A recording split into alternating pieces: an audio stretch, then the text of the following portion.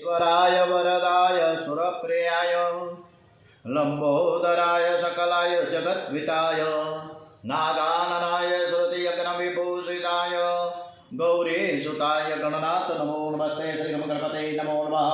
ओम श्री हनुमान जी महाराज की जय। मनोजवम मारुततुल्य वेगम जितेन्द्रियं बुद्धिमतां वरिष्ठं वातात्मजमानरियुतमुख्यं श्रीरामदूतं शरणं प्रपद्ये। श्री हनुमान जी महाराज की जय। ओम श्री रामचंद्र भगवान की जय। गायत्री माता की जय।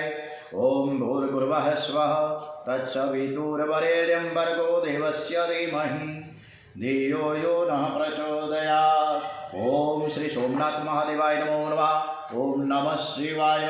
श्री कृष्ण कन्हैयालाल की जय। बालकृष्ण लाल की जय। ओम श्री डोंगरे जी महाराज की जय। श्री सुखदेव जी महाराज की जय। श्री व्यास नारायण भगवान की जय। भारत माता की जय। वंदे वेद मातरम। श्री भागवत भगवान जी महाराज की जय। ओम नमो भगवते वासुदेवाय। आज 6 फेब्रुआरी शुक्रवार दिवस। जय संतोषी माता।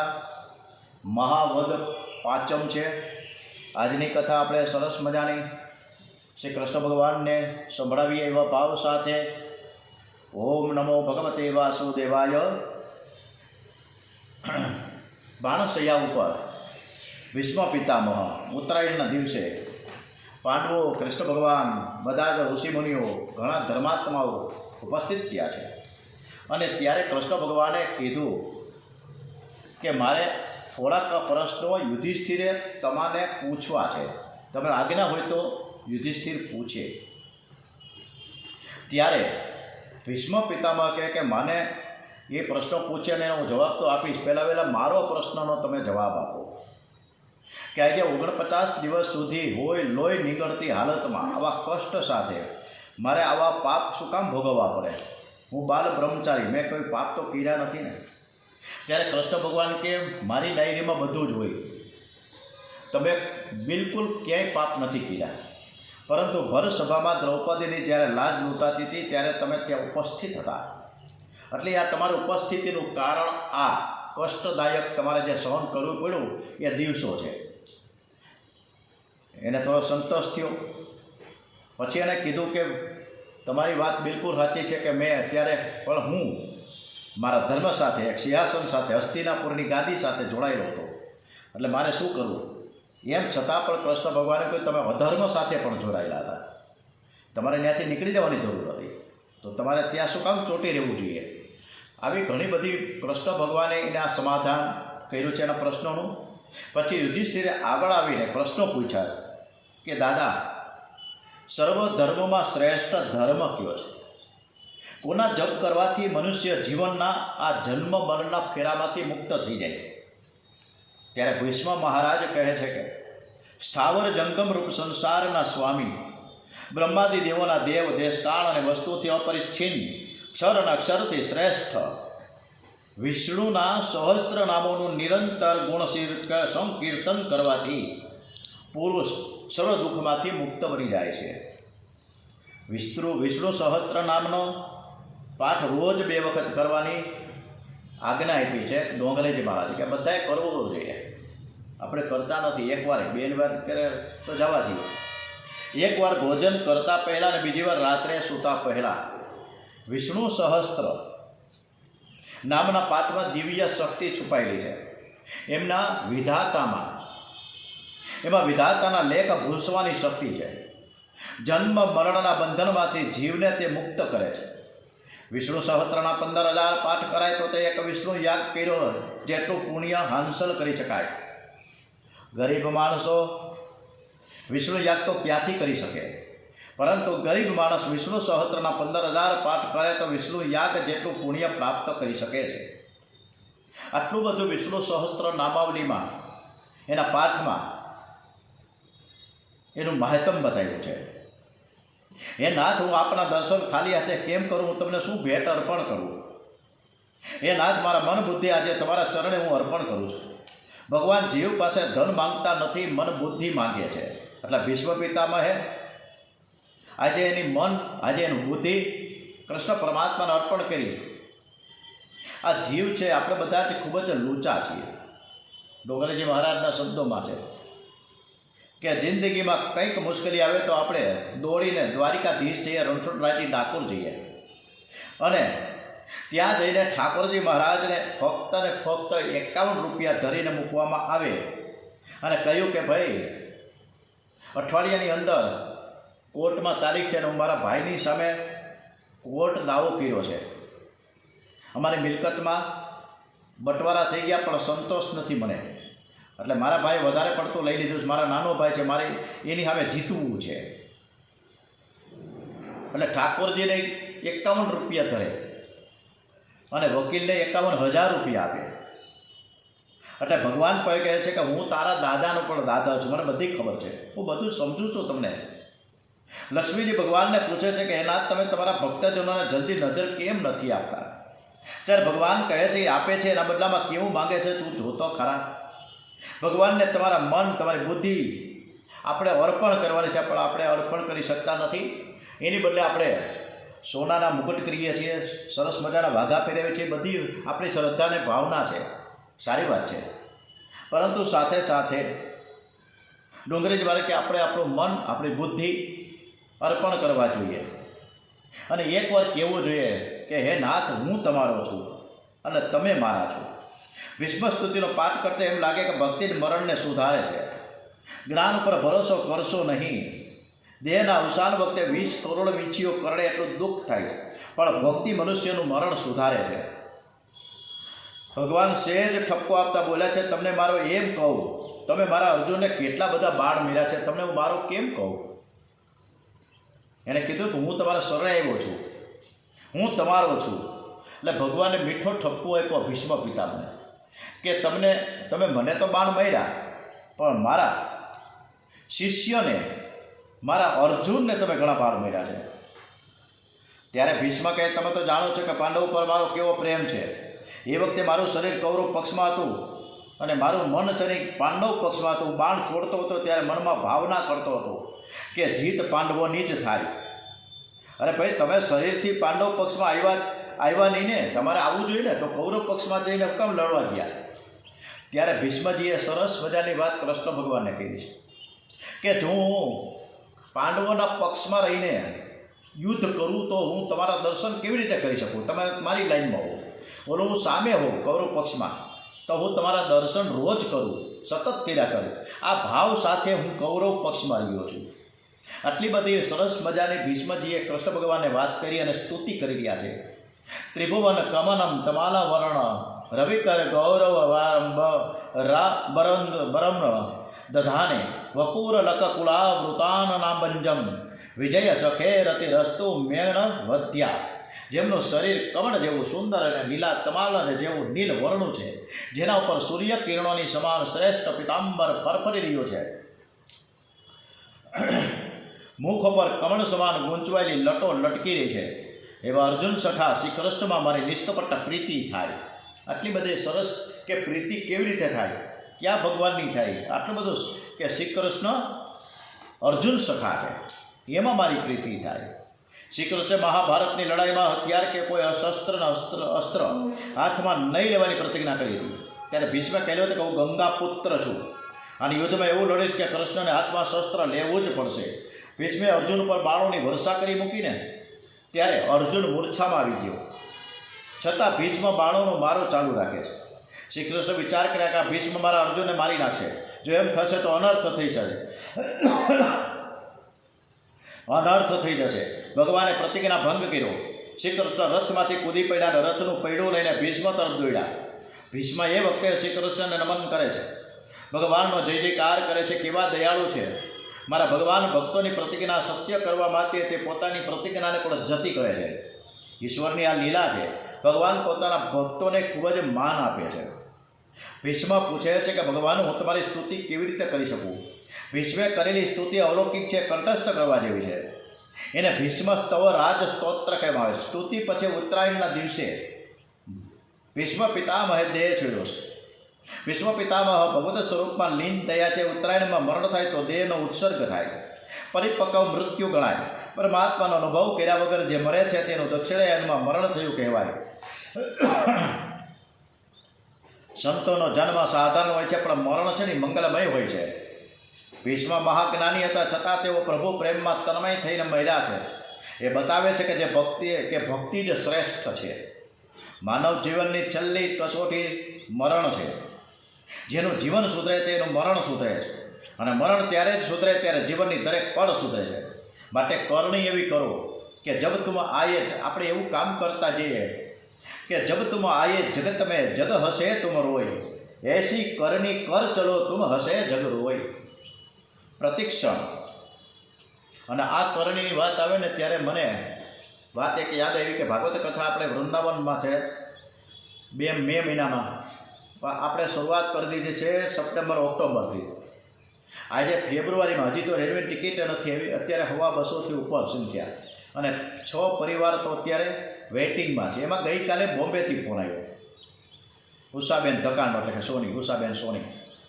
એણે તો ન્યા સુધી કીધું કે અમારે તો 2 નહીં 4 નહીં 6 લખી નાખો. અને બીજા હજી 8 જણા બોમ્બેથી આવે છે, બધા જ વૈષ્ણવ છે, અને બધા જ સરસ મજાનું મારા મહિલા મંડળ ચાલે છે, બધા જ તમારે ત્યાં કથામાં આવશે. તમારી ચર્ચા મેં બહુ કરી છે એટલે બધાય નામ લખાવ્યા છે. ક્યાંથી લોકો જોડાય છે. આ ભાગવત કથા પ્રત્યેની એક રુચિ છે, અને આ રુચિ આજીવન રહે, અખંડ રહે, અને શ્રી કૃષ્ણમાં ભાવના, પ્રીતિ, પ્રેમ અદમ્ય રહે એવા ભાવ સાથે જબ તુમ આયે જગત મેં જગ હસે તુમ રોય, એસી કરણી કર ચલો તુમ હસે જગ રોય. પ્રતિક્ષણ જે ઈશ્વરનું ધ્યાન કરે છે તેનું મરણ સુધરે છે. જીવનમાં શરણનો અને કણનો દુરુપયોગ ન કરો. જે કણનો દુરુપયોગ કરે છે તે દરિદ્ર થાય છે, અને જે ક્ષણનો દુરુપયોગ કરે છે તેનું જીવન બગડે છે. પ્રતિક્ષણનો જે માણસ સદુપયોગ કરીને જાણે છે એનું જીવન અને મરણ બંને સુધરે છે. અંતકાળનો સમય બહુ કઠિન છે, તે વખતે પ્રભુનું સ્મરણ થવું બહુ કઠણ છે. જેનું આખું જીવન જેના પાછળ ગયું હશે ને એ જ અંતકાળે એને યાદ આવે છે. જન્મ જન્મ મુનિ જતન કરાહી, અંત રામ કહી આવત નાહી. જન્મ જન્મ મુનિ જતન કરાવી. આખો જન્મારો જેનું જતન કર્યું છે એ જ છેલ્લે આપણા મગજમાં આવે. જે આખું જીવન ભગવત સ્મરણ કરશે ને તો અંતકાળે ભગવાનને કદાચ ભૂલી જાય ને તો પણ ભગવાન એને યાદ કરાવશે. સત્કર્મ કદાચ ક્યારે પણ વ્યર્થ જતું નથી. ભગવાન કહે છે કે મારા ભક્ત મને ભૂલી જાય પણ હું એને નહીં ભૂલું. આટલી બધી. દાદાના મરણથી યુધિષ્ઠિર ખૂબ જ દુઃખી થયા છે, પરંતુ દાદાને સદગતિ મળી તેથી આનંદ પણ થયો છે. યુધિષ્ઠિર ગાદી ઉપર બિરાજાય છે અને હસ્તિનાપુર રાજા બન્યા છે. ધર્મરાજાના રાજ્યમાં ક્યાંય દુષ્કાળ નથી, અતિવૃષ્ટિ નથી કે અનાવૃષ્ટિ નથી. એમના પવિત્ર રાજ્યમાં કોઈ મૂર્ખ નથી, કોઈ રોગી નથી, કોઈ દુઃખી નથી. ધર્મની મર્યાદાનું પાલન કરીને કોઈ દિવસ રોગ થાય જ નહીં. ભોગ વાસના તો અનેક જન્મથી રમતી આવી છે. એનો ત્યાગ જલ્દીથી થઈ શકતો નથી, પરંતુ વિવેકથી ભોગ ભોગવવામાં આવે તો ઇન્દ્રિયો અંતકાળ સુધી સાજી રહે છે. મનુષ્ય ધર્મની મર્યાદામાં રહી અર્થ કામ ભોગ ભોગવે તો તે કદી દુઃખી થાય નહીં. સદાચાર અને સંયમને નહીં વધારો તો સંપત્તિ પણ આનંદ નહીં આપે. મનને એકદમ સંકલ્પ રહિત કરવું ખૂબ જ મુશ્કેલ છે. માટે પવિત્ર સંકલ્પ કરો. પરમાત્માના ચરણનો દ્રઢ આશ્રય કરશો તો જ મન શાંત થશે. જીવનમાં સદાચાર અને સંયમને વધારો તો સંપત્તિ જરૂર આનંદ અને ઉલ્લાસ કરશે. ધર્મરાજા યુધિષ્ઠિર સૂર્યનારાયણની રોજ આરાધના કરે છે. સૂર્યનારાયણની આરું ઉપાસના કરનાર કદી દરિદ્ર થતો નથી. ઓછામાં ઓછા 12 સૂર્ય નમસ્કાર કરો. વનમાં સૂર્યદેવે યુધિષ્ઠિરને અક્ષય પાત્ર આપ્યું હતું. સૂર્યનારાયણની કૃપા વગર બુદ્ધિ ઠેકાણે આવતી નથી. સૂર્યનારાયણ જગતને સતત પ્રકાશ આપતા રહે છે. જો તે બહાર ન આવે તો જગતમાં પ્રલય થઈ જાય. સૂર્યદેવ તો સમસ્ત સ્થાવર જંગમનો આત્મા છે. રામજીને પણ સૂર્યનારાયણે શક્તિ આપી ત્યારે તેઓ રાવણને મારી શક્યા છે. રામજીએ આદર્શ બતાવ્યો તો હું ઈશ્વર છું, છતાં સૂર્યનારાયણની આરાધના કરું છું. ઓમ સૂર્યદેવ સહસ્રાંશો તેજો રાશે જગતપતે અનુકંપયમાં ભક્તમ ગુણાધર્ય દિવાકર. ઓમ સૂર્યાય નમો નમઃ. ઓમ ભાસ્કરાય નમો નમઃ. ઓમ આદિત્યાય નમો નમઃ. ધર્મરાજાના પવિત્ર રાજ્યમાં કોઈના ઘરમાં ઝઘડો ન હતો. પુત્ર માતા પિતાની આજ્ઞા પ્રમાણે વર્તતો યથા રાજા તથા પ્રજા. રાજા ધર્મિષ્ઠ હોવાથી પ્રજા પણ ધર્મિષ્ઠ હતી. શ્રી કૃષ્ણ દ્વારિકામાં પધારે છે. નગરજનો કહે છે, હે નાથ, આપની કૃપાથી અમને સર્વ સુખ મળ્યું, પરંતુ એક વાતનું દુઃખ હતું કે આપના દર્શન અમને લાહો નહોતો મળતો. સર્વને કૃષ્ણ દર્શનની આતુરતા છે. ભગવાને અનેક સ્વરૂપો ધારણ કર્યા છે અને એકી સાથે 16,000 રાણીઓના મહેલમાં પ્રવેશ કર્યો. ભગવાનમાં વાક ચાતુર્ય પણ છે. દરેકને કહે છે કે તારે ત્યાં હું પહેલો આવ્યો, તને દર્શન પહેલાં આપ્યા. બીજા દિવસે રાણીઓમાં પ્રેમનો ઝઘડો થાય છે. શ્રી કૃષ્ણની આ દિવ્ય લીલા છે અને એ દિવસે કામદેવ લડવા આવ્યા છે. રાસલીલામાં કામદેવની હાર થઈ હતી ત્યારે તેને મનમાં વસવસો રહી ગયો હતો કે એ વખતે શ્રી કૃષ્ણ બાળક હતા, તે વખતે હું હાર્યો, એ હાર નહીં ગણાય. કામદેવ શ્રી કૃષ્ણ કહે, જ્યારે સુંદર યુવતીઓ તમારી સેવા કરતી હોય એ વખતે મારે લડવું છે. સર્વ રાણીઓ હાવભાવથી શ્રી કૃષ્ણને રાજી કરવા પ્રયત્ન કરે છે, પણ શ્રી કૃષ્ણ અજય રહ્યા છે. જંગલમાં ઝાડ નીચે બેસી કામને મારે તે સામાન્ય, પણ જે અનેક સુંદર રાણીઓ વચ્ચે રહીને કામને જીતે એ જ પરમાત્મા છે. અરે કામ શ્રી કૃષ્ણનું ચિંતન કરનારને ત્રાસ આપી શકતો નથી. એ શ્રી કૃષ્ણને શું ત્રાસ આપી શકવાનો? ઈશ્વર એ જ છે કે જે કામને આધીન થતો નથી. કામને આધીન થાય તો તે જીવ. શ્રી કૃષ્ણ યોગેશ્વર છે, શંકર યોગીશ્વર છે. 12મા અધ્યાયમાં પરીક્ષિતના જન્મની કથા છે. શૌનક ઋષિ સૂતજીને કહે છે કે હે સૂતજી, રાજા પરીક્ષિતના જન્મથી લઈને તેના મરણ સુધી શ્રેષ્ઠ કથા તમે મને કહીને સંભળાવો. સૂતજી કહે છે કે ઉત્તરાયણે તે બાળકનો જન્મ થયો. તે જન્મતા વેદ ચારે તરફ જોવા લાગ્યો. માના પેટમાં ચતુર્ભુજ સ્વરૂપે જે પુરુષ મને દેખાયા હતા તે છે ક્યાં? ધરતી ઉપર આવ્યા પછી પરીક્ષિત પ્રથમ ભગવાનને શોધે છે.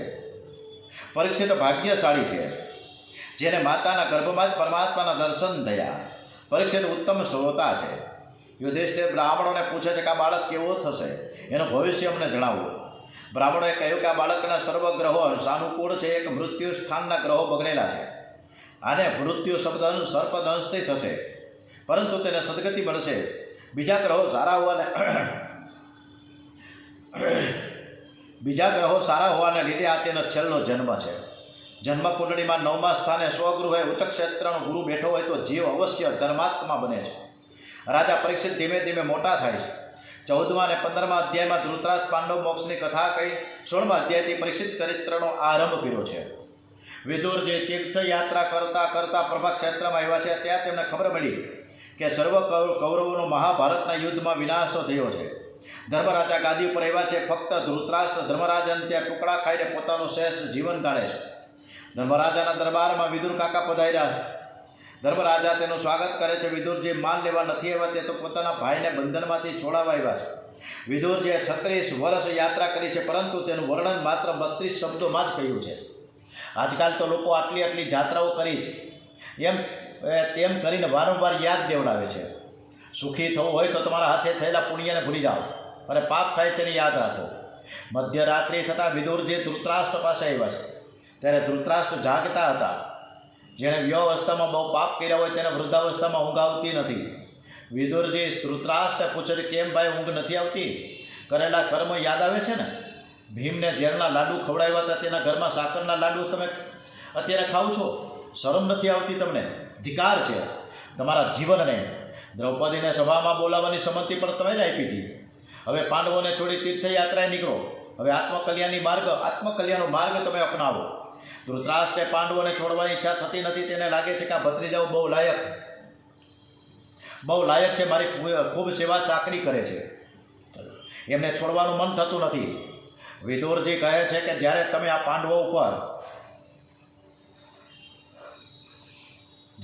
પાંડવો ઉપર અન્યાય કરી જતા હતા ત્યારે ભત્રીજા લાયક નહોતા લાગતા. ધર્મરાજા તો તે ધર્મની મૂર્તિ છે, તેથી તો તે તમારા ઉપકારનો બદલો ઉપકારથી વાળે છે. મને એમ લાગે છે કે પાંડવો પણ હવે થોડા જ દિવસોમાં તમને ગાદી સોંપીને પ્રયાણ કરશે. માટે હે બંધુ, તું મોહ છોડ. તારા માથે કાળ ભમે છે. તારા મુખ ઉપર મને મૃત્યુના દર્શન થાય છે. માટે સમજીને તું ઘર છોડી દે, નહીંતર કાળ ધક્કો મારશે. ઘર છોડ્યા વગર છૂટકો નથી. ધૃતરાષ્ટ્ર કહે છે કે ભાઈ તારી વાત ખરી છે, પણ હું આંધળો છું, એટલે એકલો ક્યાં જાઉં? વિદુરજી કે દિવસે તો ધર્મરાજા તમને છોડે એમ નથી, એટલે મધ્યરાત્રે હું તમને લેવા આવ્યો છું. ચાલો. વિદુરજી સાથે ધૃતરાષ્ટ્ર ગાંધારી સપ્તસ્તોત્ર તીર્થમાં આવ્યા છે.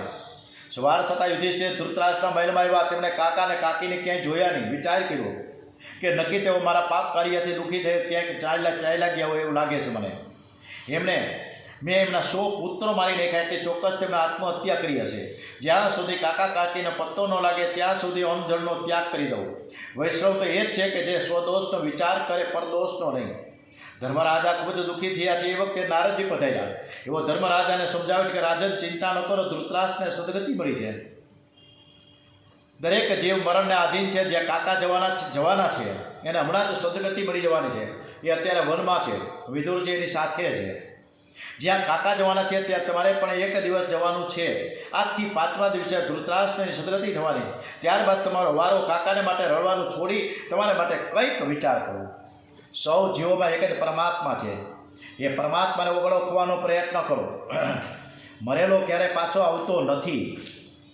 તો જે જીવતો પોતાના માટે રડે છે એ જ સાચું છે. એક મરે છે એની પાછળ બીજો રડે છે, પણ રડનારો વિચારતો નથી કે તે ગયો છે ત્યાં મારે પણ એક દિવસ તો પાછળ જવાનું જ છે. તમે દિવસમાં એકવાર જરૂર તમારા મરણને યાદ કરો, કારણ હવે તમારા માટે 6 જ મહિના બાકી રહ્યા છે. કલી એટલે કલહનું રૂપ. જે ઘરમાં કૃષ્ણ કીર્તન, કૃષ્ણ કથા થાય તે ઘરમાં કલી પ્રવેશ કરતો નથી. યુધિષ્ઠિર અને ભીમસેન આ રીતે વાતો કરે છે ત્યાં અર્જુન દ્વારિકાથી આવે છે. એના મુખ ઉપર જરાય તેજ નથી. આ જો યુધિષ્ઠિર પૂછે છે, અર્જુન તારું તેજ ક્યાં વયું ગયું? તે આંગણે આવેલા અતિથિને જમાડ્યા વગર ભોજન તો નથી કર્યું ને? તે ક્ષત્રિય ધર્મને કલંક લાગે એવું કંઈ કાર્ય તો કર્યું નથી ને? દ્વારિકામાં બધા કુશળ તો છે ને? શ્રી કૃષ્ણ, બળદેવ અને સગા સંબંધીઓ વગેરે તો બધા કુશળ છે ને? તું બોલતો કેમ નથી? અર્જુનની આંખમાંથી આંસુઓ નીકળી પડ્યા છે. મોટાભાઈ, હું શું કહું તમને? મારા પ્રભુએ મારો ત્યાગ કર્યો છે. શ્રી કૃષ્ણે પાંડવો પર કરેલા ઉપકારને અર્જુન યાદ કરે છે. જેણે આજ દિન સુધી આપણું રક્ષણ કર્યું, જે મને સખા તરીકે માનતા હતા, તે પ્રભુ સોધામમાં ગયા. અંતકાળે પ્રભુ મને સાથે ન લઈ ગયા. એણે કહેલું કે તું સાથે આવ્યો નથી તો સાથે ક્યાંથી તને લઈ જાઉં? મેં તને ગીતાનું જ્ઞાન આપ્યું છે, તે જ તારું રક્ષણ કરશે. મોટાભાઈ, આજ સુધી મારા કૃષ્ણ મારી સાથે હતા, તેથી કોઈ દિવસ મેં હાર નથી જોઈ. પણ કૃષ્ણ વિરમમાં આવતો હતો ત્યારે કાબા લોકોએ મને રસ્તામાં લૂંટી લીધો. હવે મને સમજાય છે કે મારામાં જે શક્તિ હતી તે શ્રી કૃષ્ણની હતી. આજે તેમના જવાબથી મારી શક્તિ પર ચાલી ગઈ. મહાભારતની લડાઈમાં મહારથીઓને મેં યુદ્ધમાં હરાવ્યો હોય તો આ કાબા લોકોનું ગજું શું કે એ મને લૂંટી શકે? મોટાભાઈ, પ્રભુના તે અનંત ઉપકારો આજે મને યાદ આવે છે. શ્રી કૃષ્ણે લાક્ષાગ્રહમાં, યુદ્ધમાં વગેરે સ્થળોએ આપણું રક્ષણ કર્યું છે. અર્જુન શ્રી કૃષ્ણ વિરમમાં શ્રી કૃષ્ણની કૃપા યાદ કરતા રડે છે. મોટાભાઈ, દ્રૌપદીના સ્વયં વખતે મેં મસ્તભેદ કર્યો, તે શક્તિ મારા દ્વારિકાનાથની હતી. મોટા મોટા રાજાઓ પણ મસ્તભેદ કરી શક્યા નહીં. કૃષ્ણ મસ્તભેદ કરનાર હતો. કર્ણ છે ને, એ મસ્તભેદ કરનાર હતો. પણ શ્રી કૃષ્ણે એક દાસી મારફતે દ્રૌપદીને જાણ કરી. એટલે દ્રૌપદીએ જણાવ્યું કે હું હીન જાતિના કર્ણને સાથે લગ્ન નહીં કરું, ભલે તે મસ્તભેદ કરી શકે. એ મોટા ભાઈ, મારામાં હિંમત ન હતી, પણ મારા શ્રી કૃષ્ણની પ્રેરણાથી મારામાં હિંમત અને શક્તિ આવી ગઈ. દુર્યોધને તો માન્યું હતું કે પાંડવો લાક્ષાગ્રહમાં બળી ગયા છે, એમ માનીને એને શ્રાદ્ધ પણ કરી નાખ્યું હતું. એ મને જીવતે જોઈને હવે આશ્ચર્ય પામ્યો. હું શ્રી કૃષ્ણની પ્રેરણાથી જ આ સ્વયંવરમાં આકાશમાં ફરતી માછલીને વિંધી શીખો છું. મોટાભાઈ, દુર્યોધને કપટ કરીને આપણો નાશ થાય હેતુથી દુર્વાસાને આપણે ત્યાં મોકલ્યા હતા. અને એ સમયે આપણે પૂરા સંકટમાં મુકાઈ ગયા હતા. ચિંતાનો કોઈ પાર નહોતો. એ સમયે શ્રી કૃષ્ણે આવીને ભાજીના એક પાનથી અક્ષય પાત્ર ભરી દીધું હતું. પ્રભુએ તે સમયે આપણને મોટા સંકટમાંથી ઉગારી લીધા હતા. દુર્યોધને 4 મહિના દુર્વાસાને પોતાને ત્યાં રાખ્યાને જમાડ્યા હતા. આથી દુર્વાસાએ પ્રસન્ન થઈ દુર્યોધનને કંઈક વરદાન માંગવાનું કહ્યું. દુર્યોધને કહ્યું કે મારા કુળમાં યુધિષ્ઠિર મોટા છે, તમે 10,000 શિષ્યો સાથે તેમને ત્યાં જઈને એમના આતિથ્યનો સ્વીકાર કરો અને તેમને ભોજનનો લાભ આપો. દુર્યોધન કપટી છે, વિચાર કરે છે કે ગઈકાલના મહારાજના 11નો ઉપવાસ છે. સૂર્યદેવે દ્રૌપદીને અક્ષય પાત્ર આપેલું, પરંતુ દ્રૌપદી ભોજન કરી લે પછી એમાંથી દ્રૌપદી કંઈ કાઢી ન શકે, ત્યાં પૂરું થઈ જાય. આ બ્રાહ્મણોને પાંડવો પાસે પહોંચતા સમય લાગશે અને એ વેળાએ દ્રૌપદીએ ભોજન કરી લીધું હશે એટલે અક્ષય પાત્રમાંથી કંઈ નીકળશે નહીં. દુર્વાસાને ભોજન નહીં મળતા તેઓ ક્રોધમાં આવીને પાંડવોને શ્રાપ આપશે, તેથી તેઓને દુર્ગતિ થશે. આમ દુર્યોધનને વિધિ બુદ્ધિપૂર્વક તરકીબ કરી છે. સંતની સેવા સદભાવથી કરવામાં આવે તો સફળ થાય છે. દુર્યોધનના કહેવા પ્રમાણે દુર્વાસા પોતાના 10,000 શિષ્યોની સાથે યુધિષ્ઠિરને ત્યાં આવ્યા. તેમને કહે છે કે અમે ભૂખ્યા છીએ, તમારે ત્યાં ભોજન કરવા આવ્યા છીએ. યુધિષ્ઠિર તેમને ગંગા સ્નાન કરી આવવાનું કહે છે. બધા ગંગા સ્નાન કરવા જાય છે. તેમના ગયા બાદ પાંડવો ચિંતાતુર બનીને બેઠા છે કે આજે દ્રૌપદીએ ભોજન કરી લીધું છે, તેથી અક્ષય પાત્રમાંથી કંઈ મળે એમ નથી. પાંડવો અને દ્રૌપદી ચિંતાતુર બન્યા છે. 10,000 બ્રાહ્મણોને જમાડવા કહી દીધા. તેમને કોઈ ઉપાય જડતો નથી. દ્રૌપદીનું હૃદય ભરાઈ ગયું. જો ભોજન નહીં મળે તો દુર્વાસા મારા પાંડવોને શ્રાપ આપશે. દુર્વાસા બહુ ક્રોધી છે. દ્રૌપદી દ્વારિકાનાથને યાદ કરે છે. એ શ્રી કૃષ્ણને પોકારે છે, હે નાથ, આજે અમે ખરા સંકટમાં આવી પડ્યા છીએ. આજ દિન સુધી તમે અમારી અનેક વખત લાજ રાખી છે. આજે પણ અમારી લાજ રાખજો. જગતમાં અમારી લાજ જશે તો તમારી હાંસી થશે. શ્રી કૃષ્ણે દુર્યોધનની આર્દ્ર વાણી સાંભળી તેઓ દ્રૌપદી પાસે આવવા તૈયાર થયા છે. ત્યાં ઝૂંપડીમાં પહોંચી ગયા પછી દ્રૌપદી પ્રાર્થનામાં તન્મય હતા. ભગવાન આવી દ્રૌપદીને કહે કે આંખો ઉગાડો, મને ખૂબ જ ભૂખ લાગી છે, મને કંઈક ખાવાનું આપો. દ્રૌપદી હાથ જોડી દીનબંધને બોલી કે નાથ, ઘરમાં કંઈ ખાવાનું નથી. 10,000 બ્રાહ્મણો સાથે દુર્વાસા મુનિ આવ્યા છે, તેને જમાડવાના છે, એની તમે વ્યવસ્થા કરો. ભગવાન કહે દ્રૌપદી પહેલાં તો મારી તો વ્યવસ્થા કર. મને ખૂબ જ ભૂખ લાગી છે. તું ભોજન કરતાં પહેલાં કાંઈક મારા માટે તો રાખે છે, તું જલ્દી લઈ આવ. દ્રૌપદી કહે નાથ, આજે હું ભૂલી ગઈ, તમારા માટે મેં કંઈ નથી રાખ્યું. ભગવાને કહે તું મને અક્ષય પાત્ર તો બતાવ, એમાં જરૂર કાંઈક હશે. દ્રૌપદી અક્ષય પાત્ર શ્રી કૃષ્ણના હાથમાં મૂક્યું. શ્રી કૃષ્ણે પ્રેમ યોગથી તેમાં ભાજીનું પાન ઉત્પન્ન કરીને પોતે આરોગ્ય છે અને પછી કહે છે કે આજે જગતના બધા જ જીવોને તૃપ્તિ થઈ જાઓ. આજે શ્રી કૃષ્ણ દુર્વાસા અને તેમના બ્રાહ્મણો બધાને અજીર્ણ થઈ ગયું. બધાને તૃપ્તિના ઓડકાર આવ્યા. પ્રભુ જયમાં એટલે બધા જ બ્રાહ્મણો તૃપ્ત થઈ ગયા. પરમાત્માને 1000 વાર મનાવવા પડે છે. ત્યારે કોઈક દિવસ તે આરોગ્ય છે. કનૈયાને રોજ જમાડો. કનૈયો કોઈ વખત થોડું આરોગશે તો તમારો બેડો પાર થઈ જશે. પરમાત્મા થોડું આરોગશે તો જગતને જમાડાયનું પુણ્ય મળશે. આજે પ્રભુએ ભાજીનું એક પાન પ્રેમથી આરોગી સર્વ જીવોની તૃપ્તિ કરી છે. માતા કુંતાજી શ્રી કૃષ્ણ સુધામ ગયા સમાચાર જાણી ખૂબ જ દુઃખી થયા છે. એમણે પોતાના મનને શ્રી કૃષ્ણની એકાંકી ભક્તિમાં સ્થિર કર્યો. નિશ્ચિત થઈને પોતાના શરીરને ઢાળી દીધું. શ્રી કૃષ્ણની સ્મૃતિમાં લીન માતાજી કુંતાજી શ્રી કૃષ્ણ પાસે સૌધામ પહોંચી ગયા છે. હવે આવતીકાલે પાંડવોનું સ્વર્ગારોહણ આપણે કરીશું. આવતીકાલે ઓમ શ્રી કૃષ્ણ કનૈયાલાલ કી જય. કાલે સવારે 8 વાગે કથા શરૂ થશે. ઓમ નમો ભગવતે વાસુદેવાય. શ્રી ગમ ગણપતે નમો નમઃ. ઓમ શ્રી ગંગ ગણપતે નમો નમઃ. ઓમ શ્રી સોમનાથ મહાદેવ કી જય. શ્રી કૃષ્ણ કનૈયાલાલ કી જય. બાલકૃષ્ણલાલ કી જય. ડોંગરેજી મહારાજ કી જય. સુખદેવજી મહારાજ કી જય. ઓમ શ્રી ભાગવત ભગવાનજી મહારાજ કી જય. વંદે વેદ માતરમ. ભારત માતા કી જય. ઓમ નમઃ પાર્વતી પતે. હર હર હર હર મહાદેવ હર.